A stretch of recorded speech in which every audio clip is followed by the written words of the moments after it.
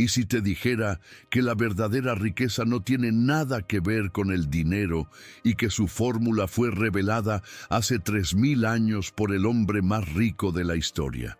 ¿Y si esa misma fórmula, un código capaz de transformar la mente humana en una fuente inagotable de poder, fue deliberadamente tergiversada y ocultada por la misma institución que prometió guiar a la humanidad hacia la verdad? Esto no es un relato sobre finanzas. Es la historia de un secreto sobre la arquitectura de la realidad, un conocimiento oculto tan potente que, de ser comprendido por las masas, desmantelaría los sistemas de control que han gobernado el mundo durante milenios. Nos han enseñado a mirar hacia afuera, a buscar en el mundo material las pruebas de nuestro valor, a acumular objetos y símbolos como si fueran extensiones de nuestra identidad. Pero esta búsqueda es una carrera sin fin en un laberinto diseñado por otros. Una distracción perfecta. La historia oficial nos presenta al rey Salomón como un monarca de opulencia desmedida, un hombre definido por sus minas de oro y su suntuoso templo. Pero esta es una lectura superficial, una cortina de humo diseñada para ocultar una verdad mucho más profunda y peligrosa. Porque en las tradiciones esotéricas, en los textos que fueron apartados y en los susurros de la historia, Salomón no era un simple rey. Era un maestro alquimista de la conciencia, un iniciado en las leyes universales de la creación. Su verdadera riqueza no se contaba en ciclos de oro, sino en su dominio sobre el universo interior. Lo que estás a punto de escuchar no es una simple teoría. Es el mapa de un tesoro que ha sido escondido a plena vista. Un mapa que te llevará de vuelta al único lugar donde el verdadero poder siempre ha residido, dentro de ti. Si sientes que hay una verdad más profunda esperándote, quédate, porque apenas hemos abierto la primera puerta de un templo que creías conocer. Comencemos por la paradoja que lo inicia todo, la pregunta que nadie se atreve a formular. ¿Por qué el hombre más próspero de la antigüedad, un rey cuya fama de riqueza resonaba en cada rincón del mundo conocido, escribió que todo bajo el sol es vanidad? En el libro del Eclesiastés, atribuido a Salomón, leemos una y otra vez la frase: vanidad de vanidades, todo es vanidad. ¿Es esta la declaración de un hombre desilusionado, un cínico que descubrió que el oro no compra la felicidad? La interpretación convencional, la que nos ha sido entregada por el guardián del sistema, nos dice que sí, nos enseña que es una lección de humildad, una advertencia contra los placeres mundanos. Pero, ¿y si fuera exactamente lo contrario? ¿Y si no fuera una renuncia, sino una pista? Un señuelo para desviar la atención de los buscadores superficiales y una clave para los iniciados. La palabra hebrea original, Hevel, no solo significa vanidad en el sentido de vacío, sino también algo efímero, como el aliento en un día frío, un vapor. Salomón no estaba diciendo que la riqueza material es inútil, estaba diciendo que es una consecuencia, un efecto secundario, un vapor que emana de una fuente mucho más sólida y permanente. Estaba señalando que perseguir el vapor, la manifestación externa, es una locura. La verdadera labor, el verdadero arte, es controlar la fuente de la que emana ese vapor. Este es el primer velo que debemos rasgar. La sociedad moderna ha construido su paradigma sobre la persecución del vapor. Nos entrenan desde la infancia para ser cazadores de efectos. Estudia para conseguir un buen trabajo. Trabaja duro para ganar dinero. Gana dinero para comprar cosas. Compra cosas para sentirte seguro y feliz.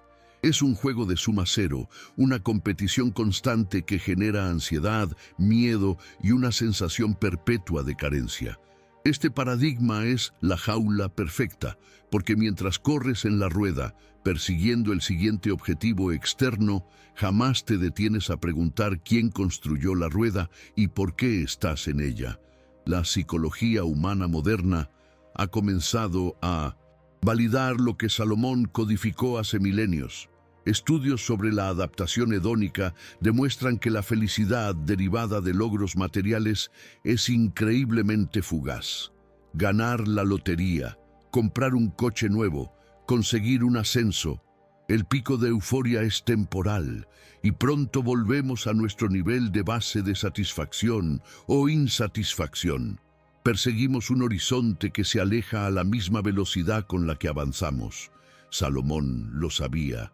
Él no despreciaba la riqueza, despreciaba la ignorancia de creer que la riqueza era el objetivo. Su declaración de vanidad no era un lamento, era el primer filtro, la primera prueba para el buscador. ¿Eres capaz de ver más allá del oro brillante para encontrar la fórmula que lo produce? Porque lo que viene ahora no es solo una explicación, es una revelación que reescribe todo lo anterior. Si la riqueza material es solo el vapor, la consecuencia, ¿cuál es la fuente? La respuesta se encuentra en la obra magna de Salomón, no en sus proverbios, sino en la estructura que construyó, el templo. La narrativa oficial lo describe como una casa para un dios, un lugar de sacrificio y adoración. Pero esta es, de nuevo, la lectura para las masas. Para el iniciado, el templo de Salomón no era una estructura de piedra y cedro. Era un mapa simbólico de la psicología humana, un manual de arquitectura para la conciencia. Cada medida, cada material, cada sala y cada ritual representaba una ley de la manifestación, un componente de la mente humana. Este conocimiento oculto no era exclusivo de Salomón. Es un eco de las antiguas escuelas de misterios de Egipto y Grecia, donde se enseñaba que el universo es mental y que el microcosmos del hombre refleja el macrocosmos de la creación. El templo era la representación física de esta verdad. Piensa en ello. El templo tenía un atrio exterior, un lugar santo y un lugar santísimo. ¿No es esta una metáfora perfecta de la mente? El atrio exterior representa la mente consciente, el mundo de los 5 sentidos, donde interactuamos con la realidad externa llena de distracciones y ruido. El lugar santo representa el subconsciente, un espacio interior donde las ideas, las creencias y las emociones se procesan y toman forma. Y el lugar santísimo, el Sancta Sanctorum, donde supuestamente moraba la presencia de Dios, simboliza la superconciencia, el núcleo de tu ser, el punto de conexión con la inteligencia universal, la fuente de toda creación. El error, el gran engaño, fue enseñar a la gente a adorar el edificio físico, a creer que Dios estaba confinado en una caja de oro dentro de una estructura de piedra. Al hacerlo, el guardián del sistema externalizó el poder, convirtió un mapa del interior en un destino exterior. Te enseñaron a peregrinar a un lugar físico, cuando el verdadero viaje era hacia adentro. Te hicieron creer que necesitabas un sacerdote, un intermediario, para entrar en el lugar santo de tu propia mente, cuando la llave siempre estuvo en tu posesión. La psicología profunda del siglo XX, especialmente la obra de Carl Jung, redescubrió esta idea. Jung habló de la psique como una estructura con diferentes niveles, desde el ego consciente hasta el inconsciente personal y el inconsciente colectivo, lleno de arquetipos universales. Lo que Jung describió con terminología científica, Salomón lo había diseñado con simbolismo arquitectónico.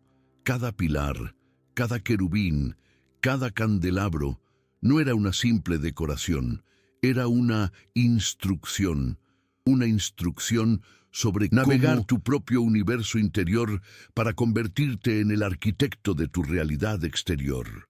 ¿Qué pasaría si la llave siempre hubiera estado en tus manos, pero te enseñaron que era solo un adorno? Este es el secreto que ha permanecido oculto, no en cuevas lejanas, sino en la fundación misma de nuestra cultura. Nos dieron el manual, pero nos enseñaron a leerlo al revés. A la entrada del templo, No había puertas convencionales. En su lugar se erigían dos colosales columnas de bronce. Sus nombres eran Boaz y Yachín. La historia exotérica nos dice que eran meramente simbólicas, representando la fuerza y la estabilidad del reino. Pero esta explicación es un velo. En la tradición esotérica, estos dos pilares son la clave de toda la fórmula de la manifestación, el código operativo del universo mental. Son los dos polos de la creación. Boaz, que se traduce como en él hay fuerza, representa la mente consciente. Es el pilar de la intención, de la voluntad, del pensamiento activo y enfocado. Es el arquitecto que dibuja los planos. Es la masculinidad arquetípica, la energía que proyecta, que decide, que inicia. Cuando tú decides conscientemente un objetivo, cuando visualizas un resultado, cuando afirmas una intención, estás activando el pilar de Boaz. Yachín, por otro lado, se traduce como él establecerá o él fundará. Representa la mente subconsciente. Es el pilar de la fe, de la creencia, de la convicción emocional. Es el terreno fértil donde se planta la semilla de la intención. Es la feminidad arquetípica, la energía que recibe, que nutre, que gesta y da a luz a la forma. La neurociencia moderna nos muestra que el subconsciente opera el 95% de nuestra vida. Es el sistema operativo automático que gestiona nuestras creencias arraigadas, nuestros hábitos y nuestras respuestas emocionales. No puedes construir un rascacielos sobre cimientos de arena. De la misma manera, no puedes manifestar una intención consciente si tu subconsciente la rechaza. Aquí reside el gran misterio de por qué la mayoría de los intentos de cambiar la vida fracasan.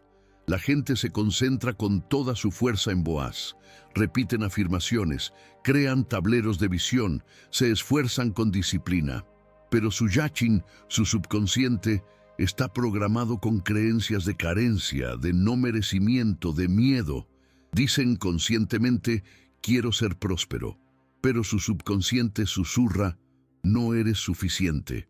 El dinero es malo, los ricos son codiciosos. Los dos pilares están en conflicto. Y en una batalla entre la voluntad consciente y la creencia subconsciente, el subconsciente siempre gana. No porque sea más fuerte, sino porque es la base sobre la que todo se construye. La fórmula de Salomón era, por tanto, un proceso de alineación. El ritual del templo no era para apaciguar a un dios externo, era un ejercicio psicológico para unificar la mente consciente y la subconsciente.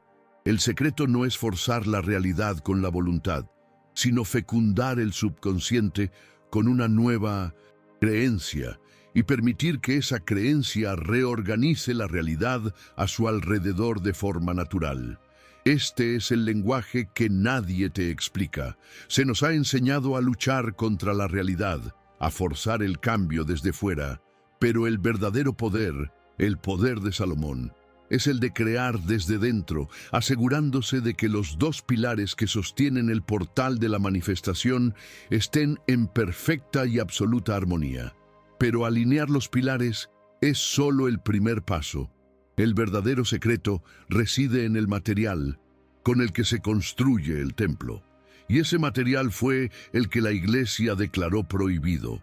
Ahora llegamos al corazón del engaño, al punto de inflexión narrativo que lo cambia todo. La gran revelación no es solo que la fórmula de Salomón existe, sino cómo fue deliberadamente ocultada. No fue un acto de destrucción, sino de sutil y perversa edición. El guardián del sistema, en su encarnación como la Iglesia primitiva, se encontró con un conocimiento de un poder inmenso, un conocimiento que confería al individuo la soberanía de un Dios. Se enfrentaron a una elección fundamental, empoderar a cada ser humano para que se convirtiera en el arquitecto de su propio templo interior, o construir una institución externa que reclamara el monopolio sobre el poder divino. Eligieron lo segundo, y para lograrlo no necesitaron quemar los textos de Salomón, solo tuvieron que cambiar unas pocas palabras clave. Fue un acto de genio manipulador. La palabra crear fue sistemáticamente sustituida por pedir o suplicar. La idea de que el ser humano es un co-creador con el universo, capaz de dar forma a la realidad a través de la intención y la creencia alineadas, fue transformada en la doctrina de que somos criaturas indefensas que deben rogar a una deidad externa por favores. La tecnología de la manifestación se convirtió en el ritual de la súplica. El poder se transfirió del individuo a la institución, que se posicionó como el único intermediario válido. El concepto de conciencia, la chispa divina dentro de cada uno, el observador que da forma a lo observado, fue reemplazado por el concepto de alma. Un alma que no te pertenecía. Un alma que podía ser juzgada, condenada y que necesitaba ser salvada por la misma institución que había creado el problema. El conocimiento se convirtió en pecado. La soberanía personal, la audacia de reconocer el poder creativo interior, fue rebautizada como el pecado original. El orgullo, la soberbia, querer ser como dioses, el mismo crimen por el que Lucifer fue supuestamente expulsado del cielo. De repente, buscar el conocimiento oculto, explorar las profundidades de la propia mente, ya no era el camino hacia la iluminación, era un acto de rebelión contra Dios. El diablo, el adversario, no era una entidad con cuernos y tridente. El diablo se convirtió en el símbolo de la mente individual que se niega a obedecer, que se atreve a cuestionar, que busca su propio poder en lugar de recibirlo de una autoridad externa. Esta distorsión es el software de control más eficaz jamás diseñado. Genera una psicología de la dependencia. Si crees que eres inherentemente pecador, impotente y estás separado de la fuente de poder, siempre buscarás un salvador fuera de ti, un sacerdote, un gurú, un gobierno, un sistema. Te conviertes en una oveja en busca de un pastor, sin darte cuenta de que llevas dentro de ti la sabiduría del universo entero. La verdad ignorada es que los textos sagrados no son libros de historia ni códigos morales, son manuales técnicos de física de la conciencia, deliberadamente mal traducidos para mantener a la humanidad en un estado de amnesia espiritual. El diablo no era un ángel caído, era el símbolo de la mente que se atrevía a decir, yo soy el creador. Y ahora tú te enfrentas a la misma elección que aterrorizó a los guardianes del sistema. ¿Te atreves a reclamar tu herencia prohibida? Una vez que comprendemos el templo como la mente y los pilares como la intención y la creencia, debemos examinar los materiales de construcción. Los textos describen el templo de Salomón como un lugar rebosante de oro y plata. De nuevo, la interpretación literal nos ciega. Nos imaginamos un palacio brillante, un tesoro material, pero en el lenguaje de la alquimia y el simbolismo antiguo, el oro y la plata no son simplemente metales preciosos, son principios cósmicos. El oro no era el metal, era el símbolo de la sabiduría, la iluminación, la conciencia solar. Representa el principio activo, masculino, la razón pura, la claridad de la mente que ha trascendido la duda. Es la capacidad de ver la verdad sin distorsiones, de comprender las leyes universales. Alcanzar el oro alquímico es alcanzar un estado de conciencia superior. La plata, por otro lado, no era el metal físico. Era el símbolo de la intuición, la claridad emocional, la conciencia lunar. Representa el principio receptivo, femenino, la voz del subconsciente, la conexión con el conocimiento que no proviene de la lógica, sino de un saber profundo e interior. Es la capacidad de sentir la verdad, de navegar el mundo a través de la percepción sutil y la guía interna. La fórmula de Salomón, por tanto, no consistía en acumular metales, sino en cultivar y equilibrar estas dos cualidades dentro de la propia psique. Construir tu templo interior con oro de sabiduría y plata de intuición. ¿De qué sirve tener una intención clara y poderosa, el pilar de Boaz, si no está guiada por la sabiduría? Se convierte en ambición ciega, en una fuerza que puede crear tanto caos como orden. ¿Y de qué sirve tener una creencia inquebrantable, el pilar de Yachin, si no está informada por la intuición?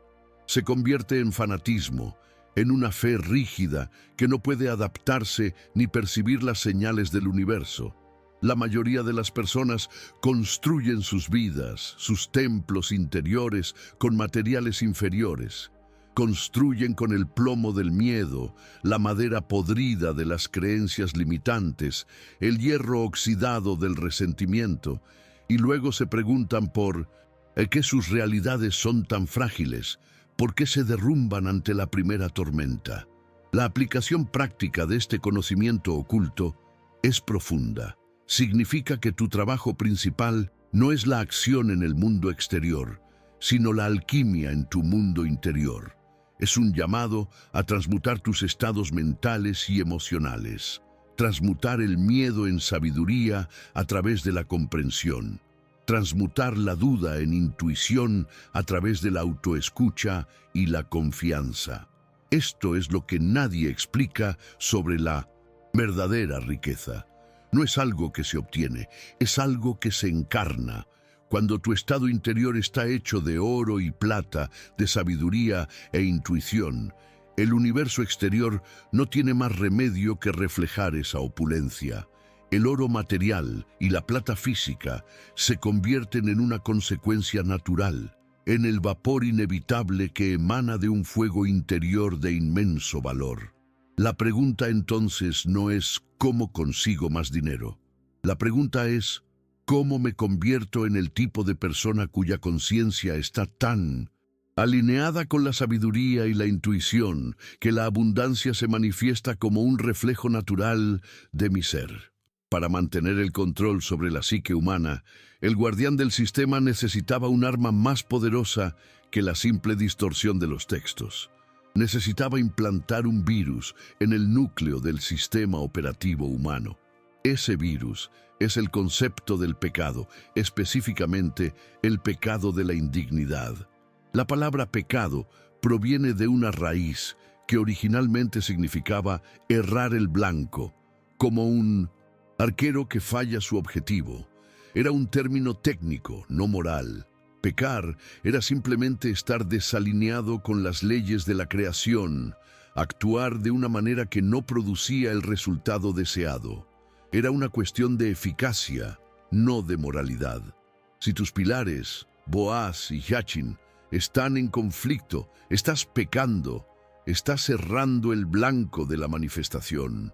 Si construyes tu templo con miedo en lugar de sabiduría, estás cerrando el blanco.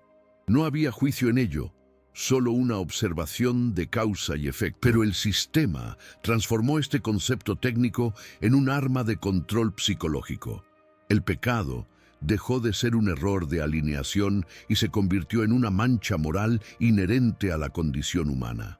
Se nos enseñó que nacemos rotos, defectuosos, manchados por un pecado original, que somos fundamentalmente indignos del poder, de la abundancia, del amor. Este es el antagonista invisible, el eco del guardián del sistema dentro de tu propia mente. Es la voz que incluso después de entender la fórmula, te susurra no te lo mereces. Es la programación subconsciente que sabotea tus mejores intenciones porque, en el fondo, una parte de ti cree que no eres digno del éxito que buscas.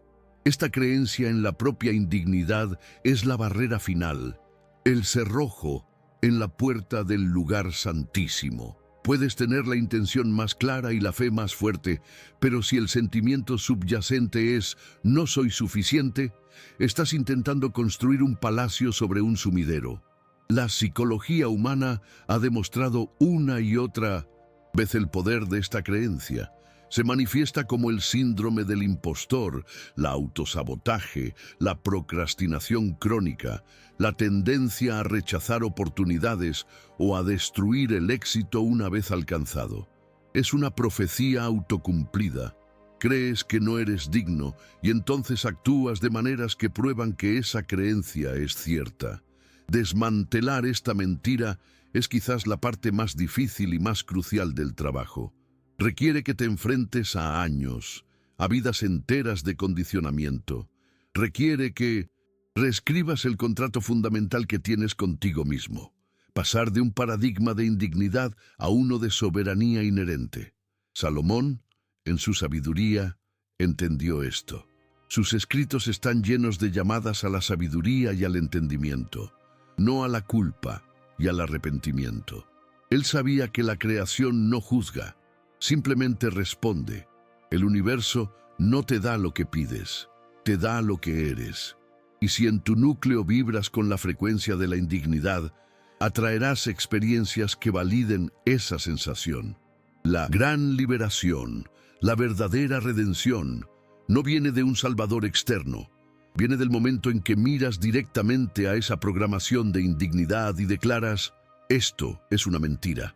Reclamas tu derecho de nacimiento a ser el creador de tu experiencia, no porque te lo hayas ganado, sino porque es tu naturaleza fundamental. Con la soberanía reclamada y el concepto de pecado desmantelado, debemos revisitar otra herramienta fundamental que fue secuestrada y despojada de su poder: la oración. Nos enseñaron que orar es suplicar, es ponerse de rodillas en una postura de sumisión y rogar a una entidad externa que intervenga en nuestras vidas. Es una transferencia de poder, una admisión de nuestra propia impotencia. Pero, ¿y si la forma original de la oración no tuviera nada que ver con pedir? ¿Y si fuera una tecnología olvidada para dirigir la conciencia? En las antiguas tradiciones, la oración era un acto de alineación, no de súplica. Era el proceso de utilizar la mente, la emoción y el cuerpo para sintonizar con la realidad que se deseaba crear. Era una tecnología de enfoque. Cuando los textos antiguos decían «pide y se te dará», la palabra original no implicaba mendigar. Implicaba definir, reclamar, establecer una intención clara. Era un comando, no una petición. La verdadera oración, la tecnología de Salomón, tiene dos componentes clave que reflejan los dos pilares: Boaz y Yachin. El primer componente es la intención enfocada y clara. Es saber exactamente qué quieres crear. No una vaga esperanza, sino una imagen mental nítida y detallada del resultado final. Este es el trabajo de Boaz, el arquitecto. El segundo componente, y el más crucial, es la encarnación emocional. Es sentir ahora los sentimientos que tendrías si tu intención ya se hubiera manifestado. No se trata de fingir. Se trata de generar deliberadamente la frecuencia emocional de la gratitud, la alegría, el alivio, la seguridad, como si el futuro deseado ya fuera un recuerdo. Este es el trabajo de Yachin, el terreno fértil. El subconsciente no entiende de palabras, entiende de sentimientos. Cuando combinas una imagen clara con una emoción elevada, estás dando a tu subconsciente un nuevo plano y la energía para construirlo. Estás programando tu sistema operativo para que acepte esa nueva realidad como verdadera. Desde esta perspectiva, la física cuántica, aunque a menudo malinterpretada, ofrece una metáfora poderosa. El efecto observador sugiere que la conciencia afecta a la realidad. Las partículas existen en un estado de potencialidad hasta que son observadas. De manera similar, tu futuro existe como un campo de infinitas potencialidades. A través de la tecnología de la oración, el enfoque de tu conciencia y tu energía emocional, colapsas una de esas potencialidades en tu realidad experimentada. El guardián del sistema no podía permitir que la humanidad conociera esta herramienta. Una población que sabe cómo crear su propia realidad no necesita líderes, no necesita salvadores y ciertamente no necesita una institución que actúe como intermediaria con el poder. Así que tomaron esta potente tecnología de creación y la convirtieron en un ritual de dependencia. Te quitaron la batuta del director de orquesta y te dieron un cuenco de mendigo. La revelación es esta. Cada momento de tu día es una oración. Cada pensamiento que mantienes, cada emoción que habitas, es una instrucción que estás enviando al universo. La pregunta no es si estás orando. La pregunta es, ¿qué estás ordenando?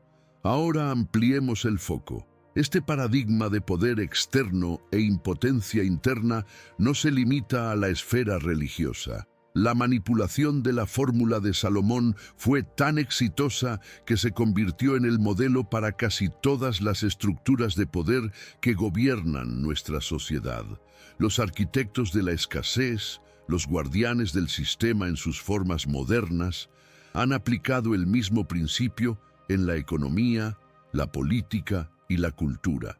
Piénsalo, el sistema económico moderno se basa en la creación de deuda y la perpetuación de la creencia en la escasez.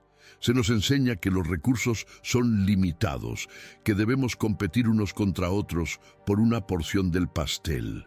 Pero, ¿y si la escasez fuera una construcción artificial? Una creencia impuesta para mantenernos en un estado de miedo y dependencia. Si crees que no hay suficiente, trabajarás más duro por menos. Aceptarás condiciones que no mereces y nunca te atreverás a reclamar tu verdadero valor. Eres un peón en un juego. Y si te dijera que la verdadera riqueza no tiene nada que ver con el dinero y que su fórmula fue revelada hace 3000 años por el hombre más rico de la historia. Y si esa misma fórmula, un código capaz de transformar la mente humana en una fuente inagotable de poder, fue deliberadamente tergiversada y ocultada por la misma institución que prometió guiar a la humanidad hacia la verdad. Esta pregunta no busca una respuesta sencilla, busca resonar en ese lugar profundo de tu ser donde siempre has sospechado que las reglas del juego que te enseñaron estaban, de alguna manera, incompletas. Es una invitación a cuestionar la propia estructura de tus ambiciones, de tus miedos y de la identidad que has construido con tanto esfuerzo. Esto no es un relato sobre finanzas, es la historia de un secreto sobre la arquitectura de la realidad, un conocimiento oculto tan potente que, de ser comprendido por las masas, desmantelaría los sistemas de control que han gobernado el mundo durante milenios. Es un viaje al corazón de la psicología humana, a las cámaras secretas de la mente donde se forjan los paradigmas que gobiernan tu vida sin que siquiera lo notes. Lo que estás a punto de descubrir es la verdad ignorada sobre por qué te sientes estancado, por qué persigues metas que no te llenan y por qué una parte de ti sabe que hay un poder inmenso en tu interior que aún no has aprendido a desatar.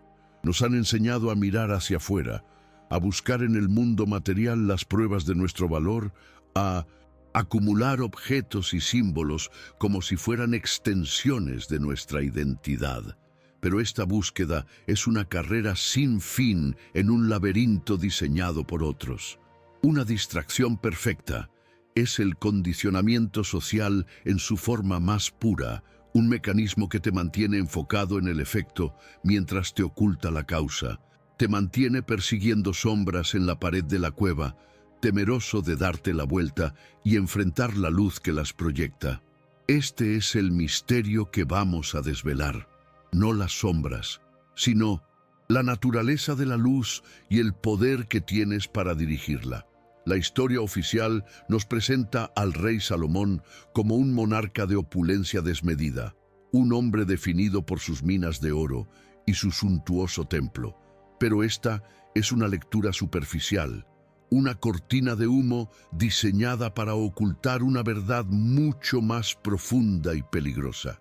Porque en las tradiciones esotéricas, en los textos que fueron apartados y en los susurros de la historia, Salomón no era un simple rey, era un maestro alquimista de la conciencia, un iniciado en las leyes universales de la creación. Su verdadera riqueza no se contaba en ciclos de oro, sino en su dominio sobre el universo interior. Él dejó un mapa, no hacia un tesoro físico, sino hacia la fuente de toda creación. Lo que estás a punto de escuchar no es una simple teoría, es la revelación de ese mapa. Un tesoro que ha sido escondido a plena vista. Un mapa que te llevará de vuelta al único lugar donde el verdadero poder siempre ha residido, dentro de ti. Conocimiento no te dará respuestas fáciles, pero te entregará las preguntas correctas, aquellas capaces de demoler las prisiones invisibles que has aceptado como tu realidad. Si sientes que hay una verdad más profunda esperándote, suscríbete, porque apenas hemos abierto la primera puerta de un templo que creías conocer. Comencemos por la paradoja que lo inicia todo, la pregunta que nadie se atreve a formular. ¿Por qué el hombre más próspero de la antigüedad, un rey cuya fama de riqueza resonaba en cada rincón del mundo conocido, escribió que todo bajo el sol es vanidad? En el libro del Eclesiastés, atribuido a Salomón, leemos una y otra vez la frase, vanidad de vanidades, todo es vanidad. Es esta la declaración de un hombre desilusionado, un cínico que descubrió que el oro no compra la felicidad. La interpretación convencional, la que nos ha sido entregada por el guardián del sistema, nos dice que sí. Nos enseña que es una lección de humildad, una advertencia contra los placeres mundanos. Pero, ¿y si fuera exactamente lo contrario? ¿Y si no fuera una renuncia, sino una pista? Un señuelo para desviar la atención de los buscadores superficiales y una clave para los iniciados, el primer velo que debemos rasgar en la búsqueda de este conocimiento oculto. La palabra hebrea original Hevel no solo significa vanidad en el sentido de vacío o inutilidad. Su significado principal es mucho más sutil y revelador. Se traduce como aliento, vapor o algo efímero, como el vaho que exhalas en un día frío. De repente la frase de Salomón cambia por completo de significado. No estaba diciendo que la riqueza material es inútil o despreciable. Estaba haciendo una declaración de física de la conciencia. Estaba diciendo que la riqueza, el poder, las posesiones, todo el mundo material es una consecuencia, un efecto secundario, un vapor que emana de una fuente mucho más sólida y permanente. Estaba señalando que perseguir el vapor, la manifestación externa, es una locura. Es como intentar atrapar el humo con las manos. La verdadera labor, el verdadero arte, el secreto de la alquimia de la realidad, es controlar la fuente de la que emana ese vapor. Aquí es donde el conflicto comienza a construirse, donde la manipulación se hace evidente. La sociedad moderna, heredera de siglos de distorsión, ha construido todo su paradigma sobre la persecución del vapor. Nos entrenan desde la infancia para ser cazadores de efectos. Estudia para conseguir un buen trabajo. Trabaja duro para ganar dinero, gana dinero para comprar cosas, compra cosas para sentirte seguro y feliz. Es un juego de suma cero, una competición constante que genera ansiedad, miedo y una sensación perpetua de carencia. Este paradigma es la jaula perfecta, porque mientras corres en la rueda persiguiendo el siguiente objetivo externo, jamás te detienes a preguntar quién construyó la rueda y por qué estás en ella. Es una distracción masiva que te mantiene mirando hacia afuera para que nunca descubras el poder que reside dentro. La psicología humana moderna, irónicamente, ha comenzado a validar con rigurosidad científica lo que Salomón codificó hace milenios. Estudios sobre la adaptación hedónica demuestran que la felicidad derivada de logros materiales es increíblemente fugaz. Ganar la lotería, comprar un coche nuevo, conseguir un ascenso. El pico de euforia es temporal y pronto volvemos a nuestro nivel de base de satisfacción o insatisfacción. Perseguimos un horizonte que se aleja a la misma velocidad con la que avanzamos. Es la demostración empírica de que estamos persiguiendo el Hebel, el vapor. El sistema se beneficia de esta ignorancia, porque un individuo insatisfecho es un consumidor perpetuo, siempre buscando la siguiente solución externa, el siguiente producto, la siguiente distracción que llene un vacío que en realidad es espiritual. Salomón lo sabía. Él no despreciaba la riqueza. Despreciaba la ignorancia de creer que la riqueza era el objetivo. Su famosa declaración no era un lamento, era el primer filtro, la primera prueba para el buscador de la verdad. ¿Eres capaz de ver más allá del oro brillante para encontrar la fórmula que lo produce? La mayoría de la gente lee esa frase y concluye que el dinero no es importante, volviendo a su vida de silenciosa desesperación. El iniciado, sin embargo, se detiene y pregunta, si esto es solo el vapor, ¿dónde está el fuego? Esta pregunta es el primer acto de soberanía, la primera grieta en el muro del condicionamiento. Es el momento en que dejas de ser un participante en el juego y comienzas a convertirte en el observador que descifra sus reglas. El origen de esta verdad ignorada es tan antiguo como la conciencia misma. Las escuelas de misterios de Egipto, de las que la sabiduría hebrea bebió profundamente, enseñaban el principio del mentalismo. El todo es mente, el universo es mental. Salomón no inventó esta ley, la perfeccionó y la codificó en un lenguaje simbólico accesible a través de la arquitectura y la poesía de sus escritos. Él entendió que el universo exterior es un espejo del universo interior. Lo que vemos como realidad sólida no es más que el precipitado de nuestros estados de conciencia dominantes. La verdadera riqueza no es tener oro, sino convertirse en la conciencia que resuena con la frecuencia del oro.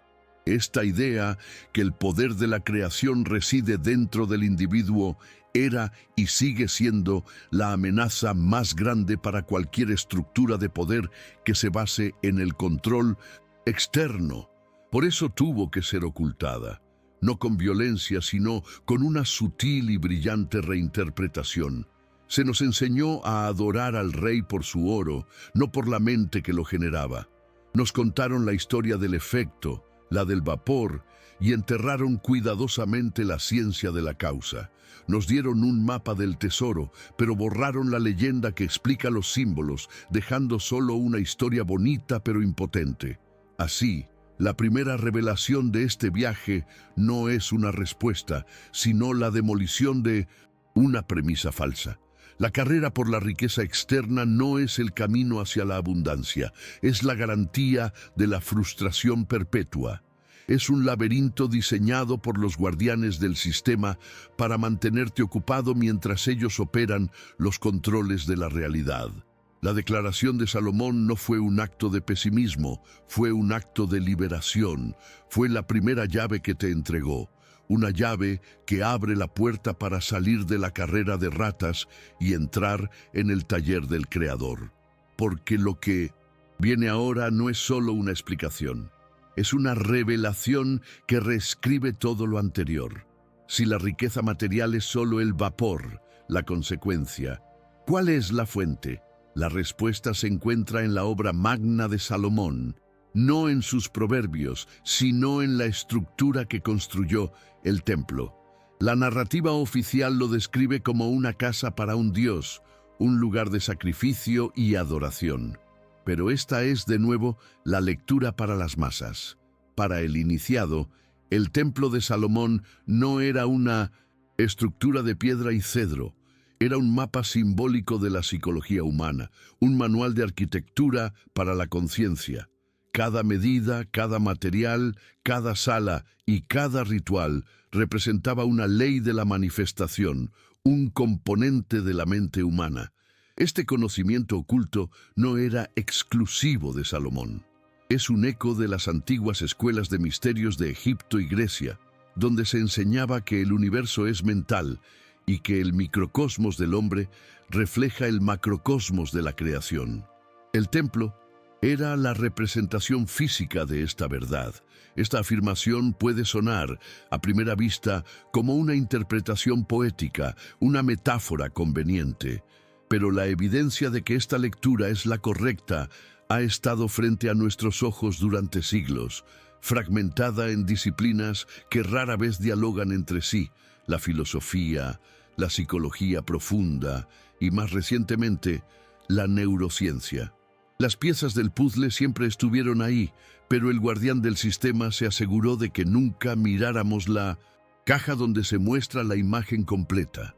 Comencemos con la filosofía griega, que floreció siglos después de Salomón, pero bebió de las mismas fuentes de sabiduría egipcia y mesopotámica.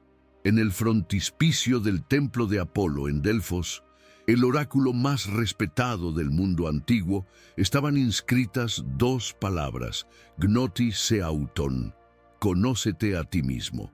Los grandes pensadores, desde Sócrates hasta Platón, no enseñaban a sus discípulos a buscar respuestas en los cielos o en los rituales externos, sino en el examen riguroso de su propio universo interior.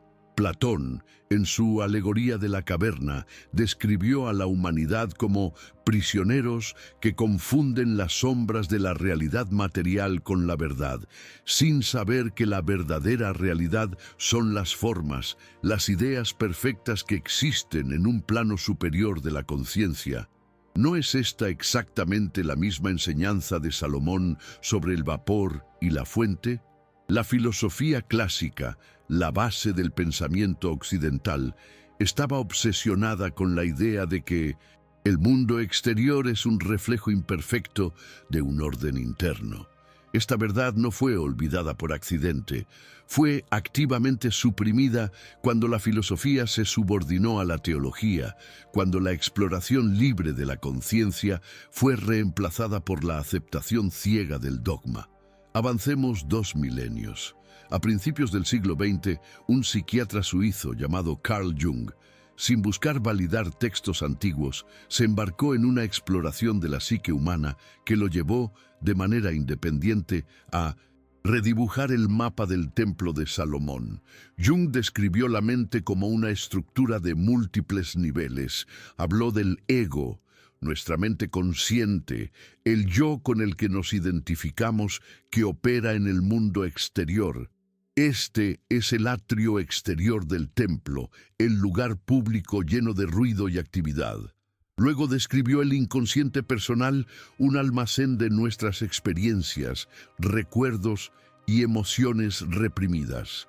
Este es el lugar santo, un espacio interior más oscuro y misterioso al que solo se puede acceder a través de la introspección.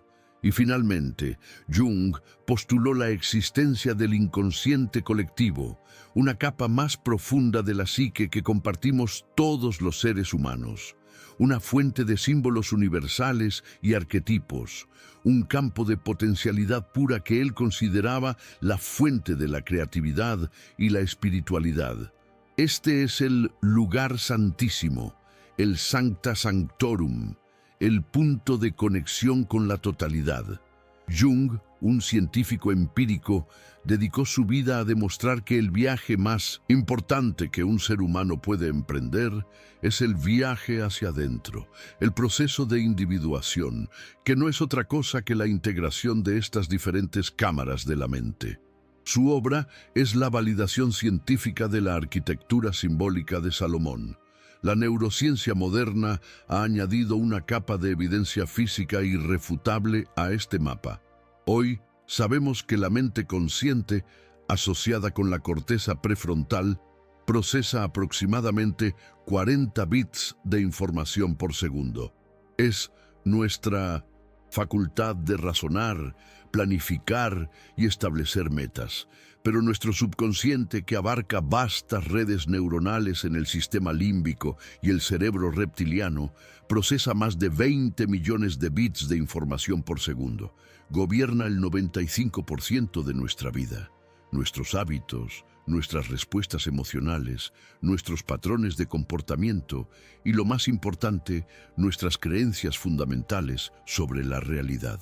Cuando Salomón erigió los dos pilares a la entrada del Isin templo Boaz, la intención consciente, y Yachin, la creencia subconsciente, no estaba haciendo una declaración poética, estaba describiendo la arquitectura neurológica del poder humano. Estaba revelando que cualquier intento de crear un cambio duradero utilizando solo el 5% de tu poder mental, la fuerza de voluntad consciente de Boaz, está destinado al fracaso si el 95%, la programación subconsciente de Yachin, se opone. El fracaso de las dietas, de los propósitos de Año Nuevo, de las afirmaciones repetidas sin convicción emocional, no es una prueba de tu debilidad. Es la prueba de que has estado intentando derribar un muro con un martillo de juguete, ignorando la excavadora que tenías a tu disposición. Entonces, ¿por qué este conocimiento validado por la filosofía, la psicología y la ciencia sigue siendo un secreto para la mayoría? Porque reconocerlo implica una transferencia radical de poder. Un sistema que depende de tu obediencia no puede permitirse que descubras que eres soberano. Una economía que depende de tu consumo perpetuo no puede permitirte encontrar la plenitud en tu interior. Una industria farmacéutica que se beneficia de tu enfermedad no puede enseñarte que tu estado mental y emocional tiene un impacto directo y medible en tu biología, un campo conocido como la psiconeuroinmunología. La verdad no se ocultó en un solo acto conspirativo, sino a través de un largo proceso de fragmentación. La ciencia se separó de la espiritualidad. La psicología se separó de la filosofía. Se nos enseñó a ser especialistas en pequeñas parcelas de la realidad, perdiendo la capacidad de ver las conexiones, de entender que el mapa del templo no es una historia religiosa, sino el manual de instrucciones del ser humano. La prueba definitiva de esta verdad ignorada no se encuentra en los libros, sino en la observación de tu propia vida. Piensa en las áreas donde te sientes estancado. ¿Es en tus finanzas, en tus relaciones, en tu salud? Ahora mira hacia adentro. ¿Qué creencias subconscientes, qué historias internas, qué emociones recurrentes sostienen esa realidad externa? Puede que conscientemente desees prosperidad, Boaz, pero si en tu subconsciente resuena la creencia de que el dinero es la raíz de todos los males, o no soy lo suficientemente bueno, Yachin, ¿qué pilar crees que ganará la batalla? Estás viviendo dentro del templo que tú mismo has construido, ladrillo a ladrillo, con tus pensamientos y creencias dominantes. La mayoría de nosotros somos arquitectos inconscientes de nuestras propias prisiones, y luego pasamos la vida rezando a un Dios externo para que nos rescate. El misterio, por tanto, se desvela. El templo no es una leyenda, es un diagrama. La psicología humana no es un campo moderno, es una ciencia antigua redescubierta. Y la fórmula de Salomón no es una oración, es una tecnología. Hemos recuperado el mapa, hemos identificado las diferentes cámaras y hemos comprendido la función de sus entradas. Pero nos falta el elemento más importante. No basta con conocer la arquitectura del templo. Debemos aprender a realizar el ritual que se llevaba a cabo en su interior. Un ritual que activa el poder creador, un proceso alquímico que fue deliberadamente mal interpretado y transformado en el mayor tabú de la historia occidental. Porque lo que viene ahora no es solo un método, es la recuperación de una herencia divina que te dijeron que era un pecado reclamar. A la entrada del templo, No había puertas convencionales. En su lugar se erigían dos colosales columnas de bronce. Sus nombres eran Boaz y Jachin. La historia exotérica nos dice que eran meramente simbólicas, representando la fuerza y la estabilidad del reino. Pero esta explicación es un velo. En la tradición esotérica, estos dos pilares son la clave de toda la fórmula de la manifestación, el código operativo del universo mental. Son los dos polos de la creación. Boaz, que se traduce como en él hay fuerza, representa es el pilar de la intención, de la voluntad, del pensamiento activo y enfocado. Es el arquitecto que dibuja los planos. Es la masculinidad arquetípica, la energía que proyecta, que decide, que inicia. Cuando tú decides conscientemente un objetivo, cuando visualizas un resultado, cuando afirmas una intención, estás activando el pilar de Boaz. Jachin, por otro lado, se traduce como él establecerá o él fundará. Representa la mente subconsciente. Es el pilar de la fe, de la creencia, de la convicción emocional. Es el terreno fértil donde se planta la semilla de la intención. Es la feminidad arquetípica, la energía que recibe, que nutre, que gesta y da a luz a la forma. Esta revelación, que los pilares del templo más sagrado de la antigüedad eran en realidad un manual sobre la polaridad de la mente, nos obliga a una reflexión profunda e incómoda sobre la naturaleza humana. Si este conocimiento sobre la psicología humana ha estado codificado en nuestra cultura durante milenios, ¿por qué seguimos sintiéndonos tan impotentes? La respuesta yace en una tendencia humana fundamental: la aversión a la responsabilidad. Es infinitamente más fácil creer en un poder externo, ya sea un dios, el destino o la suerte, que aceptar la carga abrumadora de nuestra propia soberanía creativa. Buscamos salvadores, guías y sistemas que nos digan qué hacer, porque la alternativa, la comprensión de que cada pensamiento es una causa y cada condición una consecuencia, aterradora. Preferimos ser víctimas de las circunstancias a ser los arquitectos de una realidad que no nos satisface. Este conocimiento oculto no revela un secreto sobre el universo, revela un secreto sobre nosotros mismos. Hemos elegido el confort de la ignorancia por encima de la exigencia de la maestría. Y este patrón antiguo sigue gobernando nuestra vida moderna de formas que ni siquiera percibimos. La mayoría de nosotros no vivimos como los arquitectos de nuestro propio templo. Vivimos como inquilinos en una estructura mental prefabricada, construida por la cultura, la educación y las expectativas familiares. Nos quejamos de las goteras en el techo de nuestras finanzas, de las grietas en los muros de nuestras relaciones, del frío que se cuela por las ventanas de nuestra salud, pero rara vez se nos ocurre que podemos rediseñar la casa. Seguimos las reglas del juego sin preguntar quién las escribió. Trabajamos en empleos que drenan nuestra alma porque creemos que esa es la única forma de conseguir seguridad, el pilar de Boaz. Pero en nuestro subconsciente, el pilar de Jachin, resuena la creencia de que no somos suficientes, de que el trabajo debe ser un sacrificio, de que la pasión no paga las facturas. Y así, los dos pilares se cancelan mutuamente, manteniéndonos en un estado de parálisis estable, un purgatorio de mediocridad autoimpuesta. Esta verdad ignorada redefine por completo tu identidad y el poder de tus decisiones. Cada elección que haces, desde la más trivial hasta la más trascendental, no es un acto aislado. Es un ladrillo que colocas en la construcción de tu templo interior. Cuando decides quejarte en lugar de agradecer, estás usando ladrillos de resentimiento. Cuando eliges la distracción en lugar del enfoque, estás construyendo con arena. Cuando repites la historia de que no puedes cambiar, estás reforzando los barrotes de tu propia celda. Tu identidad no es algo fijo, es el resultado acumulado de las historias que te cuentas y las emociones que habitas. No eres una víctima de tu pasado, eres un esclavo de la versión de tu pasado que eliges mantener viva en tu subconsciente.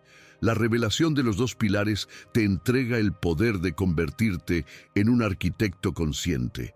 Te obliga a preguntarte ante cada decisión: ¿esta elección alinea mi intención consciente con mi creencia más profunda? ¿Este pensamiento construye o destruye el templo que deseo habitar? Aquí es donde la tensión emocional comienza a crecer, porque este conocimiento te sitúa en el centro de una guerra civil silenciosa. La guerra entre el 5% de tu mente que desea el cambio y el 95% que se aferra a lo conocido.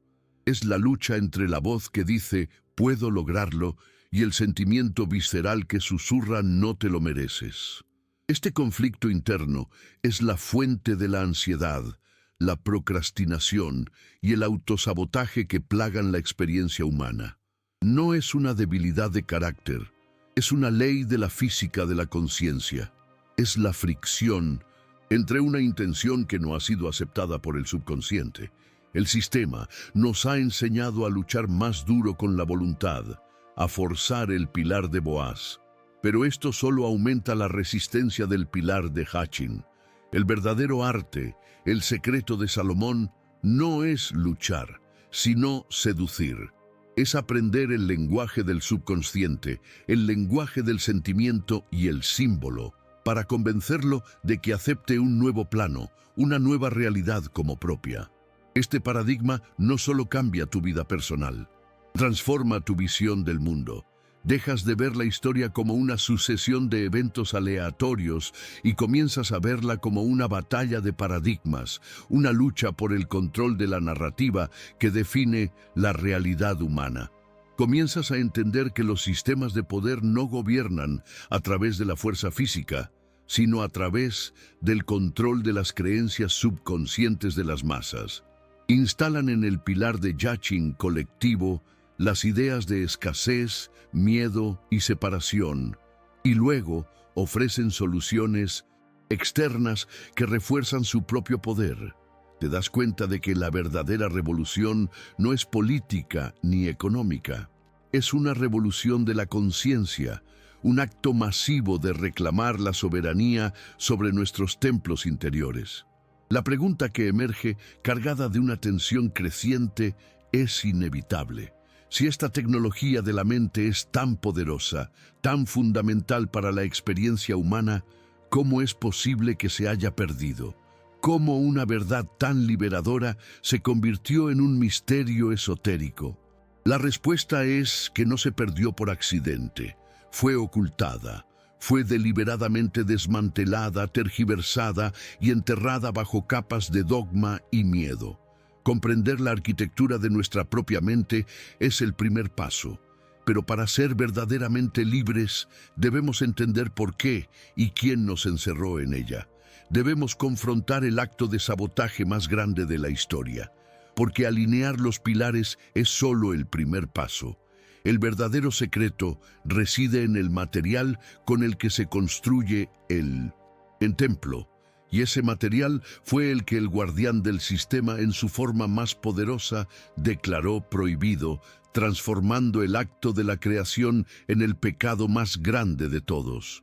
Lo que viene a continuación no es una teoría, es una acusación. Es la revelación del crimen que dio forma a nuestra civilización y que te ha mantenido prisionero sin que lo supieras. Ahora llegamos al corazón del engaño, al punto de inflexión narrativo que lo cambia todo. Hemos explorado el templo como un mapa de la mente y los pilares como la danza entre la intención y la creencia. Podríamos pensar que con esto ya tenemos la fórmula, que solo es cuestión de aplicarla.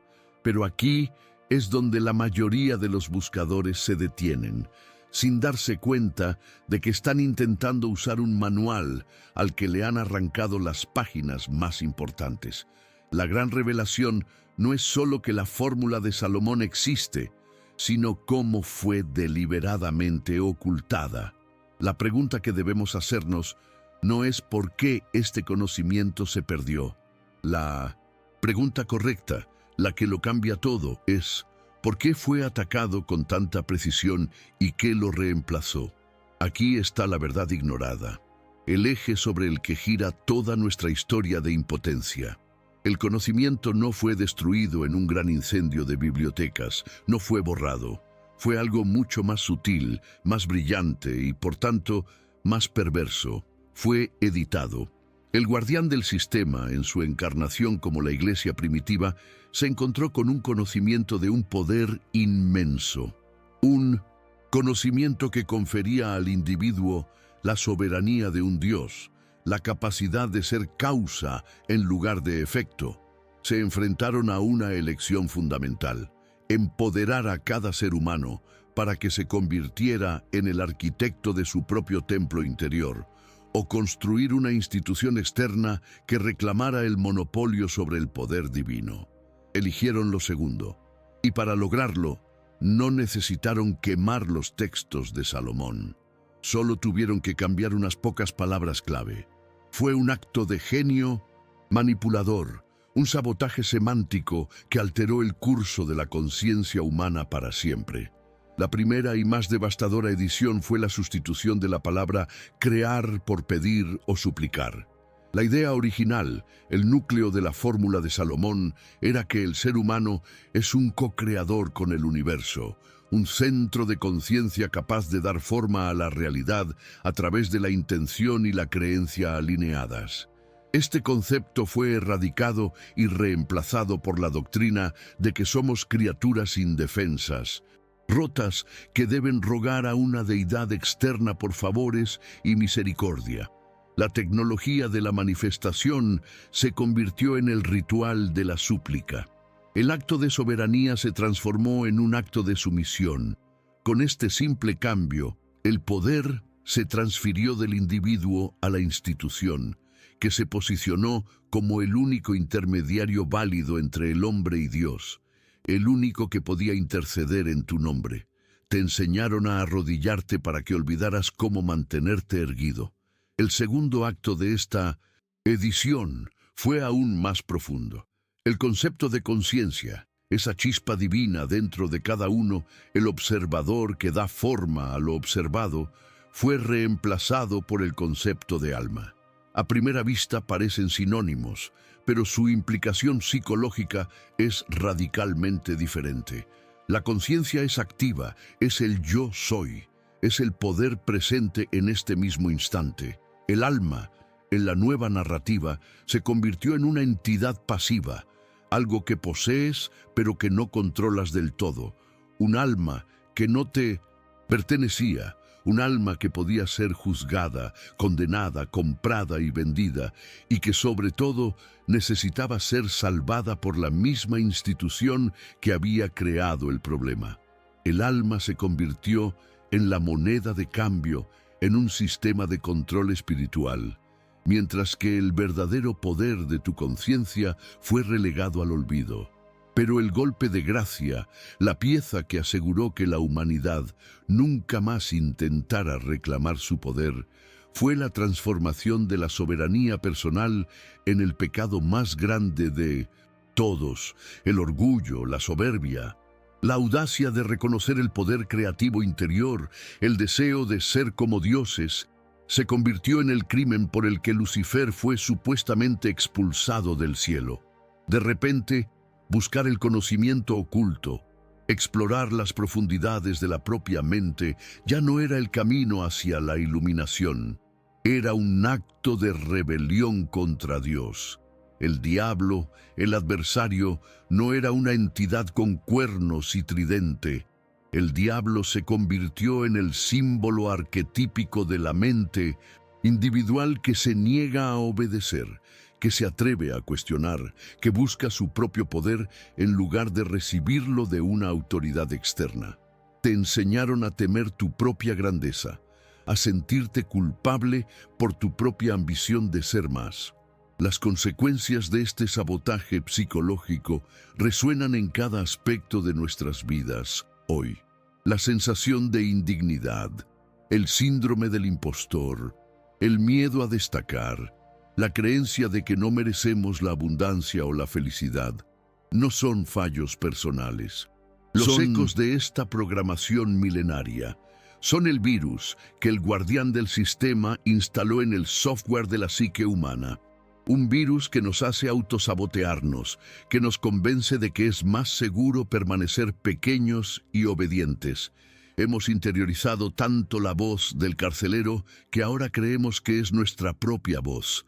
Nos hemos convertido en los guardianes de nuestra propia prisión invisible, defendiendo los barrotes de nuestras limitaciones como si fueran sagrados.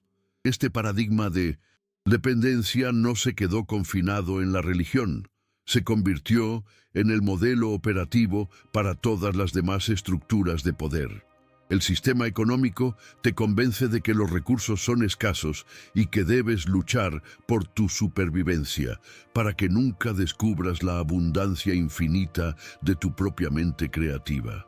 El sistema político te convence de que necesitas un líder que te salve para que nunca reclames tu propia soberanía y responsabilidad. El sistema médico a menudo te convence de que la curación es algo que viene de fuera, en una pastilla o una cirugía, para que olvides el inmenso poder de tu conciencia para influir en tu propia biología. Todos los sistemas de control se basan en el mismo principio que la Iglesia perfeccionó: convencerte de que el poder está fuera de ti. Así, la revelación que reorganiza todo no es que exista una fórmula mágica para la riqueza, sino que tú eres la fórmula. Siempre lo has sido. El secreto no estaba en un libro, estaba en ti.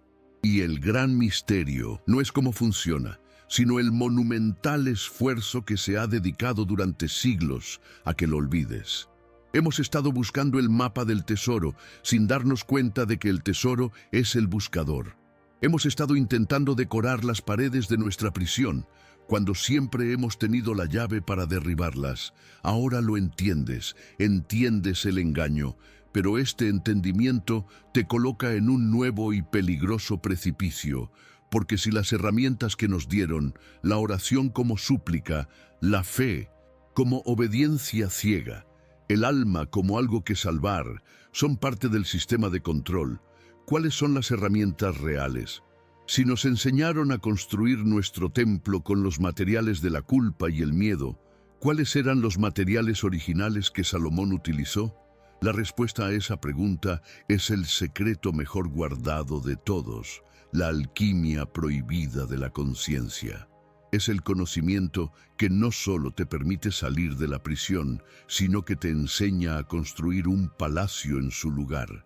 Y ese conocimiento comienza con la transmutación de los metales más básicos de tu ser. Y así, el velo final cae. Lo que comenzó como un misterio sobre la riqueza de un antiguo rey se ha revelado como el plano maestro de la propia conciencia. La vanidad de Salomón no era un lamento, sino la primera clave. La realidad material es el efecto, no la causa. El templo no era de piedra, sino el mapa de tu propia psique, con sus atrios exteriores de la mente consciente y sus lugares santísimos del poder subconsciente. Los pilares Boaz y Yachin no eran de bronce, sino los polos de la creación, la intención clara y la creencia encarnada. El oro y la plata no eran metales, sino los estados alquímicos de la sabiduría y la intuición. Y el gran sabotaje, la verdad ignorada, no fue la destrucción de este conocimiento, sino su perversa edición. Transformar el poder de crear en el ruego de pedir y la soberanía personal en el pecado del orgullo. Todas las piezas encajan. No son revelaciones separadas, son los engranajes interconectados de un único y monumental mecanismo, el sistema operativo de la realidad humana. Pero el guardián del sistema no es solo una fuerza histórica que existió hace 2000 años. Su obra fue tan perfecta que ya no necesita una institución externa para mantenerte controlado. Su mayor triunfo fue instalar un eco de su voz dentro de ti. Ese es el antagonista invisible. Es esa parte de tu mente que, incluso ahora, mientras escuchas esta verdad, susurra que es demasiado Bueno para ser cierto.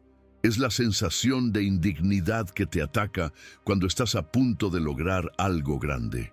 Es el miedo a tu propia grandeza, la programación que te dice que es más seguro permanecer pequeño, no destacar, no reclamar demasiado. La verdadera batalla no es contra el mundo, sino contra la versión del mundo que has aceptado dentro de ti. Liberarse no es solo entender el engaño, es desinstalar al carcelero que llevas dentro, esa creencia fundamental en tu propia impotencia que ha estado saboteando tu vida desde las sombras. Lo que esta revelación te entrega no es una fórmula para la riqueza, sino algo infinitamente más valioso, una elección. La elección fundamental que todo ser humano debe hacer, consciente o inconscientemente. Puedes seguir viviendo en la cómoda celda de la víctima, culpando a las circunstancias, al sistema, al pasado, por la arquitectura de tu vida. Es un lugar seguro, porque no exige responsabilidad. O puedes aceptar la abrumadora libertad del Creador. Puedes aceptar que cada pensamiento que mantienes, cada emoción que alimentas, cada historia que te repites, es un acto de construcción. La soberanía no es un regalo, es una carga que se elige llevar. Es la responsabilidad total y absoluta sobre la calidad de tu conciencia, sabiendo que esa conciencia es la única causa real de tu experiencia. Ya no hay a quien culpar, ya no hay a quien rezar. Solo estás tú, de pie, en el centro de tu universo, con el poder de construir un palacio Prisión. o una... Entonces, ¿cómo se aplica esto a tu vida, aquí y ahora? De la forma más práctica e íntima que puedas imaginar. A partir de este momento, cada pensamiento ya no es un evento pasajero e inofensivo. Cada pensamiento es un ladrillo. Cada emoción es el mortero que lo une. Cuando te preocupas, estás usando ladrillos de miedo para construir muros que te mantendrán atrapado. Cuando sientes gratitud, estás colocando ventanas de oro que dejarán entrar la luz de la abundancia. La ansiedad, la frustración, la sensación de estar estancado, ya no son fallos de tu carácter, son los síntomas de una mala arquitectura interior, el resultado de seguir construyendo con un plano que no era tuyo. El trabajo ya no es luchar contra el mundo exterior para conseguir lo que quieres. El trabajo es volver adentro, a tu templo, y empezar a renovarlo desde los cimientos, cambiando los materiales, redibujando los planos, hasta que el edificio de tu conciencia sea tan magnífico que el mundo exterior no tenga más remedio que reflejar su esplendor. Hemos viajado juntos a través de la historia, la psicología y la filosofía, solo para llegar al lugar del que partimos. Tú has descubierto que no buscas la riqueza, eres la fuente de la que emana. Has aprendido que el templo no es un lugar al que vas, es el espacio que habitas. Has comprendido que la oración no es lo que pides, es lo que declaras con cada fibra de tu ser. Y has confrontado la mentira más grande de todas, que el pecado fue un acto de desobediencia, cuando en realidad fue la mentira de que no eras divino desde el principio. El conocimiento oculto ha sido revelado. El secreto ya no es un secreto, ahora es tu verdad, una verdad que no puede ser olvidada, solo ignorada. Y esa es la elección que tienes ante ti en cada momento de cada día. Este viaje termina aquí, pero tu verdadera obra apenas comienza. El mapa está en tus manos, las herramientas están a tu disposición.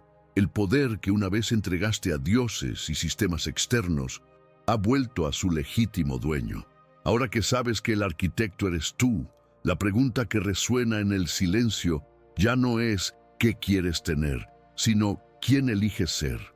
Si este mensaje ha despertado algo en lo más profundo de ti, si ha resonado con esa parte tuya que siempre supo que había algo más, entonces no dejes que esta llama se apague. Comparte esta revelación con quienes estén listos para escucharla. Y suscríbete. Únete a esta conversación de los que han decidido despertar y reclamar su poder. Porque este no es el final de un vídeo, es el comienzo de una nueva forma de vivir. El templo espera, es hora de empezar a construir.